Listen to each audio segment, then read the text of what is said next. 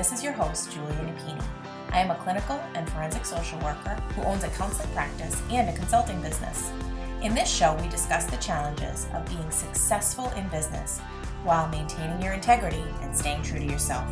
Join me while I interview other professionals and share insights from life and experience.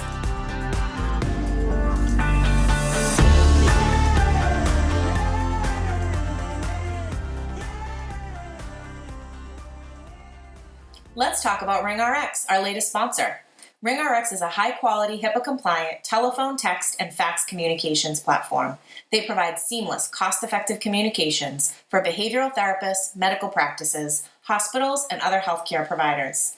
RingRx is designed for modern healthcare environments. They offer customizable features like a phone app, automated patient outreach, voicemail, after-hours call routing, and top-quality desk phones. Try RingRx for free today at ringrx.com. And if you sign up using the code CLIMB, you'll get 15% off your monthly bill forever. Conditions apply.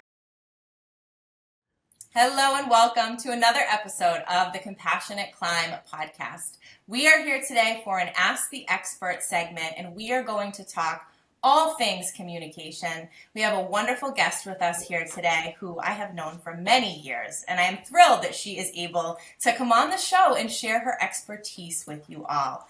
Donna Rustigian Mac, welcome to the show. Julia, I am so happy to be here with you today. The Compassionate Climb, just the title of this podcast. Thank you so much for having me.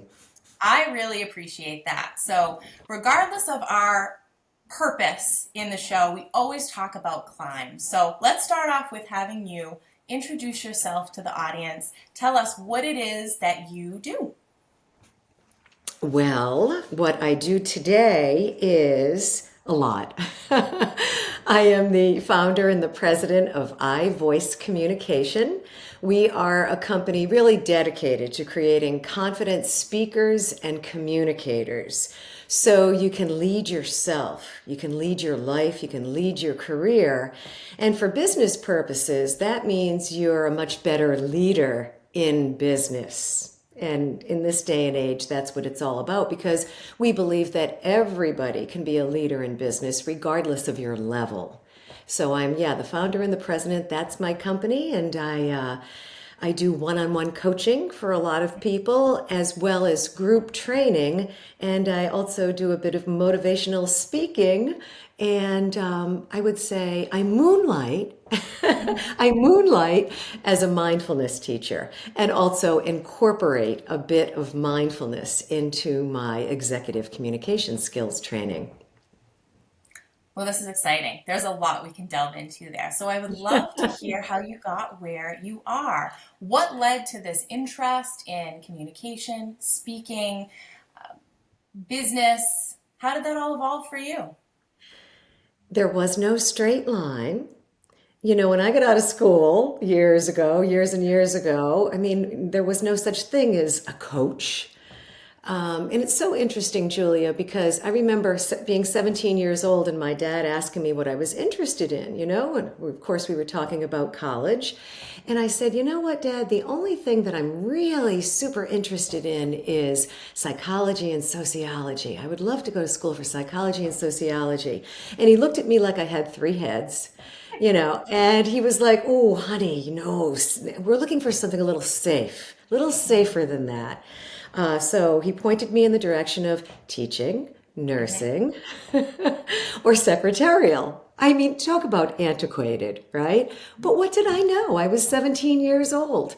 So went to college for a year, excuse me. And then after a year of really still not knowing and not loving it, I ended up going to broadcasting school, of all things. Mm-hmm. And I just wanted to get out there and work. I didn't even get my degree until later in life. And I delved into the world of radio. And at that particular time, I was one of the first female broadcasters on the air. My first job was middle of the night, midnight to 6 days a week. They don't even have those jobs anymore. I actually spun records in the beginning. I mean, they did have tape and eventually CD, and then eventually, of course, everything became digitized. But I experienced that whole journey of going from analog, right, to digital through the turn of the millennium. Yes. And then after everything became digitized, my job actually started getting easier. You know, I love doing the news. I love even doing music. I had several years where I actually did music. I produced commercials, and we were very also involved into the community. So I did a lot of community service. I emceed a lot of nonprofit organization events. And the business was definitely changing. They went through a time of deregulation. And anyway, that was the business. And I just knew it was time for a change. So I took the leap and I stayed in radio part time. In fact, that's where I met your mom years ago, who is definitely and always has been ahead of her time. I hosted a women's radio show, and it was called Vital Women Radio. And I'll Yes. tell you, it was wonderful. It was like 5 incredible years of personal and professional development for me because I got to interview all these fabulous women and learn from them and figure it all out. Like, Yeah. how on earth do I make the transition from the media to I didn't know what was next? And I found out through this work. I also had a small voiceover studio in my home where I started recording my voice. I started recording other people's voices. I mean, the word podcast, Julia, wasn't even in the dictionary back then, right? But it was through this time I just kept on taking the next best step, right? Yes. What's the next best step?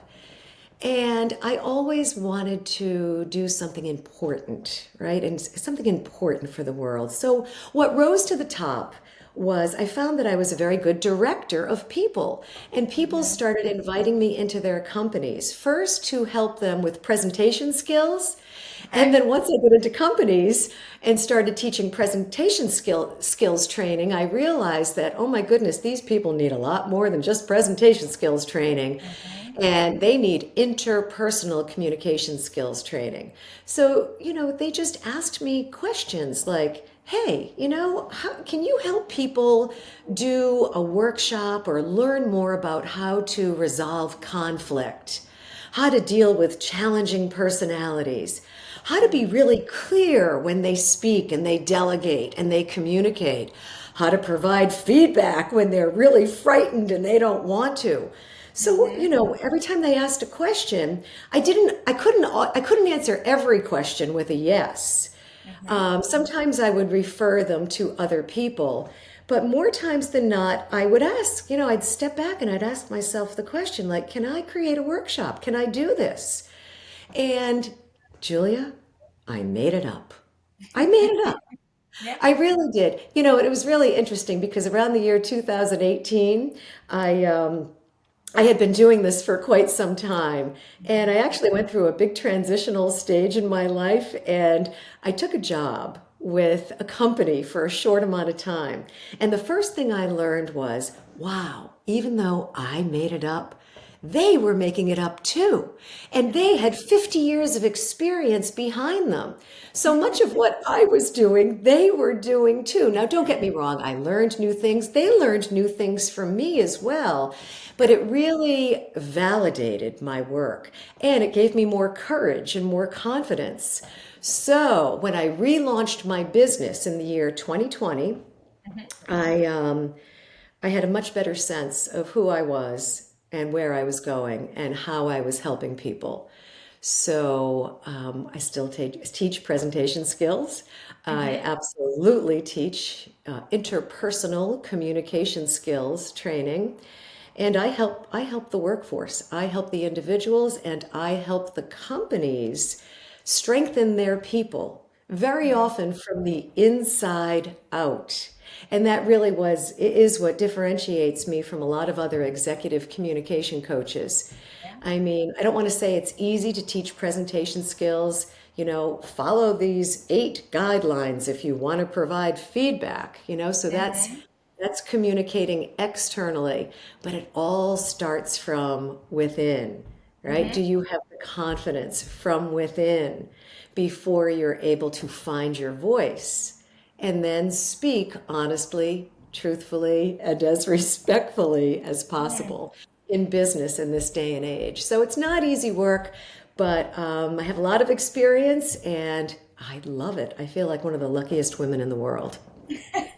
That shows. What a pioneer and a trendsetter. And like you said, you just kept moving on to the next thing. You were really innovative, you were very open to opportunities, and you were able to weave that initial interest in sociology and psychology back in. I love that because working with people from the inside out and helping to make sure that they're coming from a place of confidence, it's Yes. an inside job. And You so know, you've I weaved it in there often beautifully. say, and I'm talking to a counselor here, right? I am not a counselor. I am not a therapist. I am not a doctor. So this does not take the place of medical advice. But I am a coach. And I have been working with what I call the business of and the psychology of communication for literally decades. So, and also being a coach, when you're a counselor, very often you need to go backwards, right? And dig out some stuff, some trauma, some traumatic experiences, some wounds that people might have. That's not what I do. And that's not, I don't have the credentials either to do that. So what I do is I do my best to take people from where they are and help move them forward. Can I give you a case study, though, of something that happened just last week? So I'm not a therapist, right? But I was working with a gentleman, senior vice president of his organization, and very successful, had recently gotten promoted, I'd say maybe 18 months earlier. And he really, really struggled with fear of speaking. So when he had to address the board of directors or large audiences, oh my gosh, the poor guy, he was sweating bullets. And long story short, I asked him, like, what's on your mind? Can you be present with your audience? Because I said, one of the most important things when you're speaking to people is to be like right here, right here, right now, right? This is my mindfulness training, present with your audience. And he said, oh no, I have a little ADHD. My mind's all over the place. I said, okay, are you thinking about the past? Are you worried about the future? Like, what's really happening? And he admitted to me that he was overly concerned about something he had no control over. And it was something that happened in his childhood. His dad, in fact, had lost a job when he was like 10 years old. And it was traumatic for the family. And he had to move the family like states away to find a new position. So now I didn't dig that out for him because I don't have the creds, right? I don't have the credentials to do that. But just by asking him a couple of questions, he did it himself. And I'm like, okay, now what are you going to do? Right? Like, Right. let's move forward. I think just by helping him identify what he was thinking about, then at the end of the day, Julia, much of this is okay, now we have a choice. When that fear comes, right? When the stress and the sweat and the anxiety comes, you have a choice.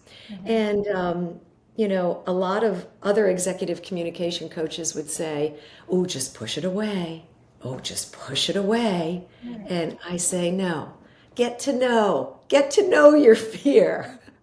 Like, tell your fear to sit down right here and have a conversation with you. What are you saying to me? And is it helpful or is it unhelpful? Because being a therapist, right, you know that sometimes that fear just needs to be heard. It needs to be seen, heard. So give it a little TLC. And I'm going to wrap up the story by saying I am so proud of him because he did the work. And he just sent me a picture of him speaking in front of the board of directors. And he was animated. And at the end of the day, he had the opportunity to be himself. So did he get stressed a little bit? Of course he did. but he enjoyed it, right? He enjoyed his time. He stumbled a little bit, but he was just himself. And when you're just yourself, you're much more apt to be able to make those connections and to communicate with people so they trust you instead of you being someplace else. So, what rewarding work! It has the potential to be so transformative in people's lives. And I appreciate the distinction that you made between the role of a therapist and what you do. But what you're speaking to is giving someone the space to really get to the crux of what's going on. And you're not necessarily going to go through and process it with them, but having that information is invaluable and something that is not always readily available to us. And then once it's there, we can deal with it. We can either accept it, and we don't have to allow it to be a hindrance necessarily. And it sounds like that was the little hump he needed to get over to be able to do what he set out to do. So your process, that gives me a little bit of insight into how you work. But if you're working with someone, one-on-one coaching, what is a typical process that you follow, kind of start to finish with someone? Well, sometimes people just need a couple of sessions because they're working on something specific. Sure. But more times than not, like this gentleman, he hired me for up to 6 months. So he's going to get a good handful. I think it's 10 or 12 or sessions in over 6 months. And more times than not, what we do is we start with what I call a leadership communication self-assessment. You know, a lot of people have been through the DISC assessment and strengths finders, and the new one is the predictive index. And like, there's a lot of great tools out there, and they're very good. I've had many, much success, you know, and I understand many of those tools myself.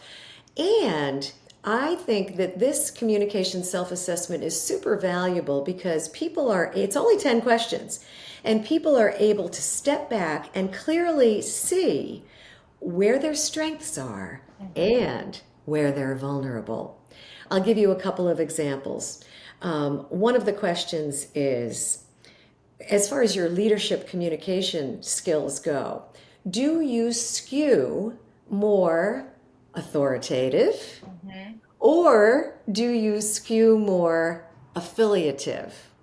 So I'll describe affiliative and authoritative. When you're more affiliative, that means your natural relationship building skills come more easily and naturally. Okay. So it's easy for you to get close to people. It's easy for you to care about them, to give them eye contact, to, tap into skills like empathy and listening and compassion. I'll tell you, those skills don't come easily and naturally to everyone. And when you're more authoritative, you can tap into skills like, first of all, being very clear about what you want, what you need, what you value, and you're able to articulate these things, right? The rules, the regulations, the processes. Now, those skills don't come easily and naturally to everyone. And in this day and age, in this very new business world of ours, I think everybody needs some affiliative leadership communication skills and some more authoritative leadership communication skills. So to answer the question, which way do you skew? I always tell them there's no right or wrong answer. What's important is that you're aware. So if you are very affiliative, I'm not going to turn you into somebody who's super authoritative, in 2 weeks, 3 weeks, or whatever. But I often remind them that they can move the needle, right? Can you move the needle maybe 5% or 10% and try to become a bit more authoritative and really stand up for yourself and ask for what you want and what you need? And if you're a bit more authoritative, like, could you move the needle and maybe take a breath? And get a little closer, right, to your people. And first of all, notice the importance of building those trusted relationships. And again, not easy skills. Yeah. And so much of it is the awareness. Mm-hmm. You know, back in 2017, I decided to continue my education. I did go back to Lesley University. I said, I'm going to get a master's, right? I'm going to get a master's in psychology. I'm finally going to get that degree. And I took a couple of classes in organizational psychology and social psychology, and it was great. Mm-hmm. Then I realized, oh, geez, they want me to come become an intern for a while. They wanted me to take all these other classes. So it just wasn't right for me at that Mm-hmm. time. So what I did is I started exploring, and what I decided to do is I decided to, first of all, get a certificate. I became a certified mindfulness teacher. Okay. And then in the beginning of 2020, I actually ended up studying with a mindfulness center at Brown University in Providence, Rhode Island, just 2 hours a week. But it was just about every week. And then it was virtual, right? Every week throughout the pandemic, which was awesome. But eventually I got a qualification and I became an official change facilitator, a habit change facilitator. And think about the communication habits that so many people might have. Mm-hmm. For example, you might have the habit of perfection. A lot of people have fear of speaking because they're trying to be perfect. That might be a habit. You might have the habit of over speaking. Like there are those people, you know, somebody asks you a question, you give them an answer, and then you keep giving them the answer, and you don't know when to stop, so you just keep on giving them. Like that's called perseverating, Mm-hmm. right? That can also be a habit. So there are many communication habits, people pleasing. So what I learned through that process is to help them become aware. Mm-hmm. So your original question, you asked me, like, what's my process? Much of it, Julia, is posing questions to them Yeah. so they can become more aware of Mm-hmm. what is needed in business in the 21st century, which way they lean or which way they skew. And remember, there are never any right or wrong answers. Right. But if they want to move their own needle, then I can give them the actual skill set. Mm-hmm. Oh, here's how you answer questions directly and to the point and succinctly. You know, or here's how you do a presentation or how you run a meeting. So you have a succinct open, and here's how you close, and you give them a call to action. Mm-hmm. So much of it is mindset and much of it is skill set. Sure. And it takes time, and you don't get it overnight. It's a process, but I also say it's time released. You know, I have a 6-week program. It's my signature program. And at the end of the program, everybody looks back and they say, yes, I've definitely moved the needle a little. And I say, okay, now watch. 3 months from now, 6 months from now, keep practicing. And you're going to be able to get even stronger and better So it's a over snowball time. effect. What a great tool to use for a starting point to really shape the work and hone right in on the areas that should be focused on. And I love how you give them that freedom of there's no right or wrong. This is just information Yeah. and awareness. I mean, so much of that is what we do in the therapy room as well. What are some common themes or patterns that you notice with most people that you work with as far as challenges that need to be overcome? Mm-hmm. Well, I'll give you the extremes. You know, I would say there's the extreme fear of speaking. Mm-hmm. And one of the questions on the 10 questions self assessment is are you more passive or aggressive Mm-hmm. or kind of in the middle, assertively effective? I think we all know the goal is to be assertive and effective because some people think they're assertive, but they're going, how come I'm not being effective? Right, good point. So, you know, it's like getting out of your comfort zone, noticing that you're the person in the room. That's a common theme. You might be around a board table or around a conference room and you might want to say something, but you just don't say it. And then guess what happens, right? 5 minutes later, somebody else says it on the other side of the Yes. table. So it's that fear of speaking. It's getting out of your comfort zone Okay. so you can interject your voice and your opinion into a conversation. So that's one extreme. And the other extreme I see a lot of is that perfection piece. Mm-hmm. And I kind of it's tough. I'm working with a company right now, and this is common in many companies where I work with a lot of smart people, right? Left-brained, analytical, really smart people, but they're very hard on others. So, for example, people will come to them for help. Sure. Can you give me the answer to this question, right? Can you point me in the right direction?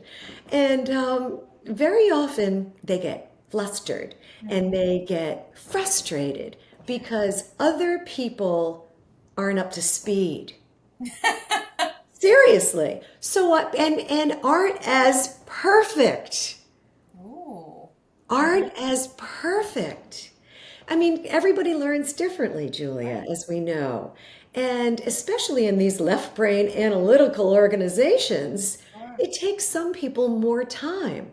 So if you have somebody who is hard on you, how come you're not getting it yet? Even if they don't say those words, Right. You can they're feel it. sensing it. You Mhm. absolutely, absolutely. They're giving that person their energy, Mhm. right? And they're looking down upon them. Right. And right. Nobody Expect, operates their best under oh, those circumstances. right. However, this is an important thing to look at because people often feel like they have not been heard. Mhm. People often feel like they've been demeaned or dismissed. And that can't happen in an organization because when it does happen, these people are not happy. And sometimes they just need a little bit more time. Sometimes they need to hear the answer a couple of times and to work through these processes before they become part of who they are and how they operate inside of an organization. So, those are two common themes I hear often inside of organizations. Mhm. And, And there's a everything in lot more. between. But pardon me? And I'm sure everything in between, but that's Yeah. helpful to have some guideposts for those individuals that might resonate with that, that it could be helpful to reach out and work with a coach. So, thinking from an organizational perspective, working with a team, being in Mhm. business, that's where I spend the majority of my time now. What do you find to be the most helpful tips when you have a room full of different personalities? Everybody has different experiences prior to coming into that room. They have their own personalities, they have their own experience within that organization. What are some things that you would suggest that are helpful to promote cohesion and effective communication and addressing things before they become a bigger problem? Mm. Well, being the owner of a small business, Julia, this Mm-hmm. one might be helpful for you.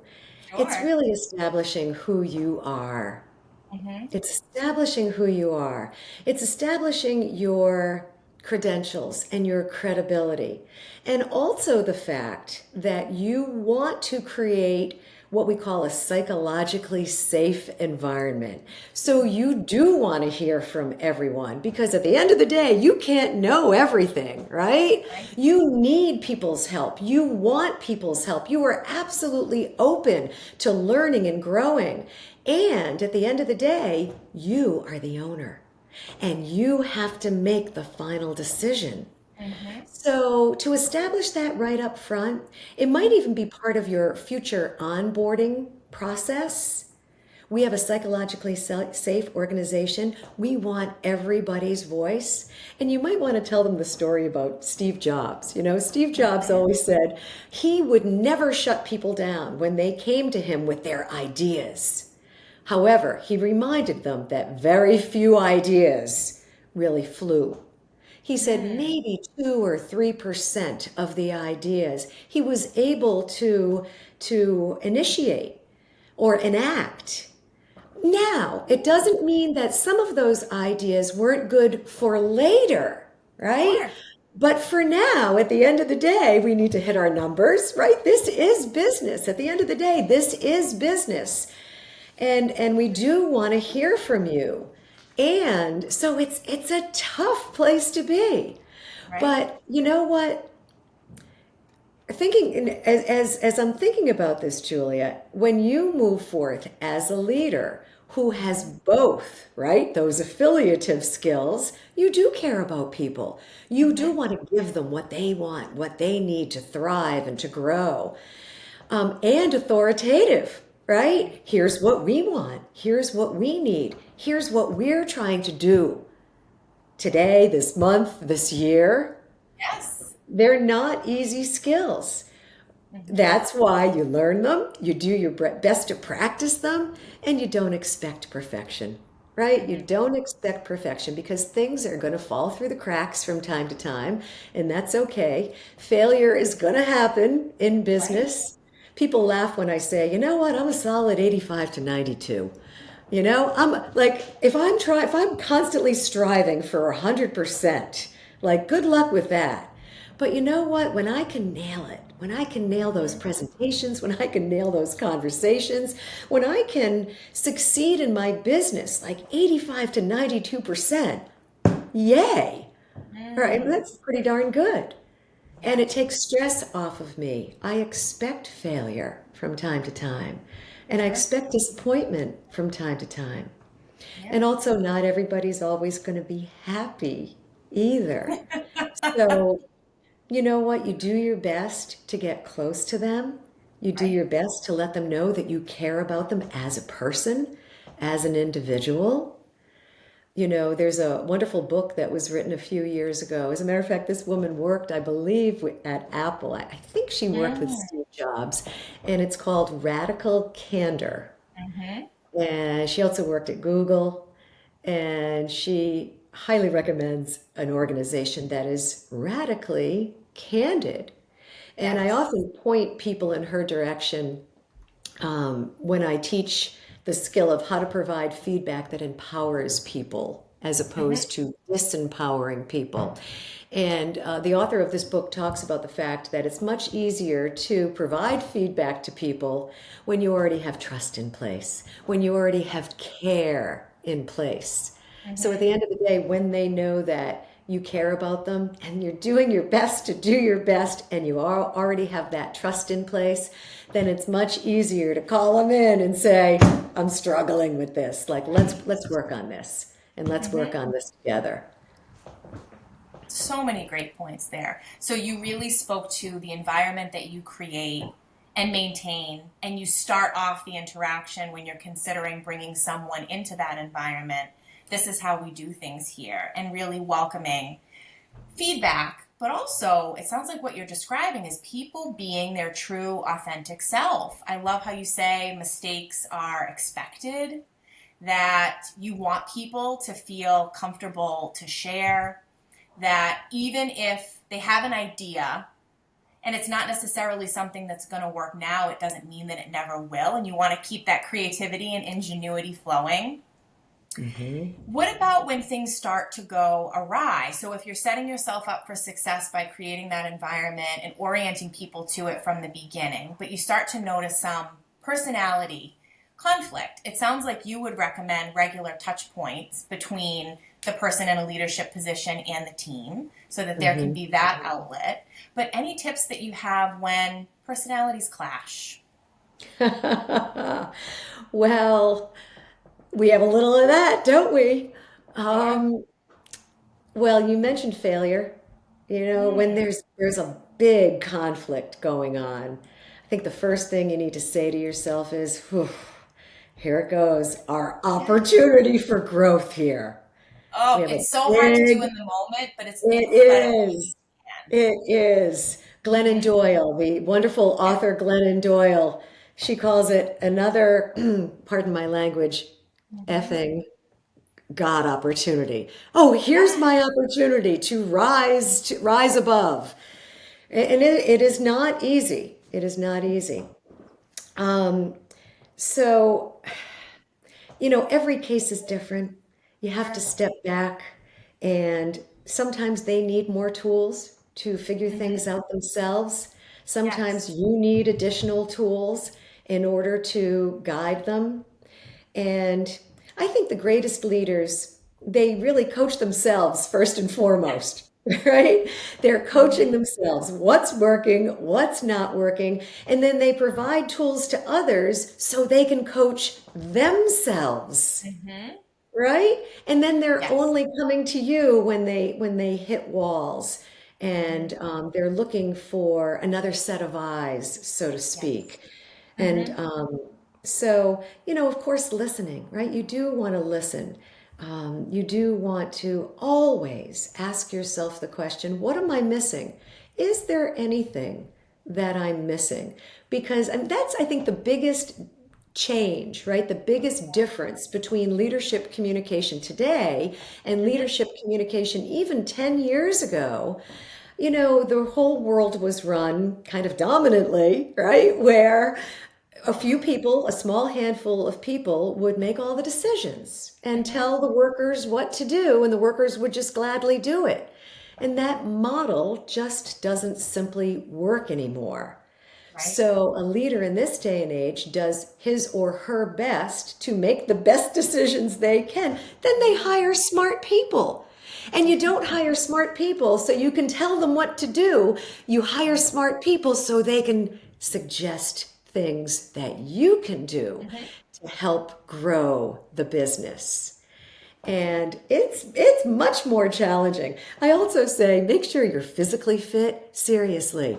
Eat well, exercise, drink Hmm. lots We of can't forget water. about those basics. Seriously. And the Hmm. well-being piece is huge. Yeah. That's really risen to the top for me personally and Absolutely. professionally as well. Are you breathing, right? Are you taking in enough oxygen? I always remind people that oxygen is even more important than water, right? We can Mm. go 36 hours without water. We can't go 3 minutes without Hmm. oxygen. Great So point. keep breathing. And when you feel that stress, when you feel that anxiety because, of conflict or whatever it is that's Yeah. arising, take the 20 seconds. Take two big, deep diaphragmatic breaths, which is belly breathing. Get that Hmm. air and that oxygen into your belly, right? Straighten your spine, and you're much more apt to be able to respond instead of Hmm. react. When our stress level is high, access to the executive brain, right, to the Yes. prefrontal cortex, the smart part of the brain, decreases. So do your best to keep your stress as low as you can. If you feel like Hmm. it's high, you know what? Go take a walk. If you don't Right. have time to turn around and meditate or whatever, fine. Take a walk around the office or the building and breathe a little bit and come back and then address whatever it is you need to address with a much clearer head, knowing that this conflict or whatever it is, this issue, yeah, very, very often is a much bigger opportunity for growth. Hmm. So many incredible suggestions there. And I think that the link that you're speaking to is we're not showing up as our best selves, prepared to handle whatever comes our way when we don't have those basic things taken care of. So, yeah, the simple things like breathing and taking a walk, but also making sure that we're getting enough sleep and Yeah. eating and taking breaks and just listening to our body. So, I really appreciate you mentioning that. And then you were really speaking to empowering our team and really encouraging people to access the skills that they need to do their own work, but then also Yes. to take some things on themselves and not always be the one coming back to you as the leader for everything, for them to really take the reins Yeah. sometimes. In business, people want to work what we call autonomously. Of course, here's the project, right? And sometimes, right, here are the rules, here's the process, but yay, now take the ball and run with it. Take the ball and run with it. Hmm. So, yeah, to help them find their own answers Sure. is often very, very important. And you know what? Hmm. If you don't have all the answers, and no one does, this is why I'm here. And this is why this Hmm. team is here. So, Absolutely. collaboration and communication are more important now than ever. And they are absolutely, in my opinion, the most important leadership skills. It's that communication skill, communication with yourself, and Yes. certainly communication with others. I couldn't agree with you more, and I'm seeing it play out in front of me every day, multiple times a day. So thank you Mhm. so much for all of that information. How can people get in touch with you, work with you? You mentioned your 6-week program and that you do one-on-one coaching. What's the best way for people to find you? Well, the website is usually very easy to remember. It's ivoicecommunication.com. That's the letter I, the word voice, and then communication, no S at the Okay. end, .com. So you can certainly find me there. And yeah, you can find me online. LinkedIn is my primary social You are media very source active right on LinkedIn. now. I love what you've got going on there. Yeah, yeah. Awesome. And I'm sure they'll be able to find me if they need me. Can I also just Mhm. take a minute here and tell them about my passion project that's coming Please out do. really soon? Okay. Absolutely. You know, I love helping people. And I know at the end of the day that communication is, as I mentioned many times, not easy work. And it's Mhm. so easy for people to shy away from communication. So I have written what I call, yeah, my passion project. This is my divine assignment to help Ooh. people uncover their confidence and find their own worth and their own value so they can find their voice and start to begin to speak what's true to them in the world so they can make those healthy human connections, not only in business, but in life as well. So it's going to be published in just a few days now. It's called Know and Own Your Worth. It's a leadership workbook, and it really is the foundation of becoming the leader of your life and the leader of your career. Because years ago, you could be a follower, right? Just tell me what to do and I'll follow you. In this day and age, you need to be a leader. You need to be at the cause instead of at the effect. So, this workbook will help you to become sovereign, will help you to become the leader of your life, and it's called Know and Own Your Worth. So, thank you very much for giving me a chance to talk about it. Absolutely. Thanks for sharing. I will definitely keep my eyes open for it. And that sounds like that is a great culmination of a lot of the incredible work that you've done and would be very invaluable to those of us in our positions. Thank you so much for your time, all that you shared today. Extremely helpful information. I really appreciate it. Thank you so much for making it easy, Julia. I really appreciate it and your wonderful energy and the incredible work that you do as well. It was really wonderful to be here. If you like what you're hearing, please rate and review. This will help others find us and benefit as well. The Compassionate Climb podcast represents the opinions of Julia Napini and her guests. The information provided is intended for educational purposes only and should not be taken as legal advice. If that is what you are seeking, please consult an attorney.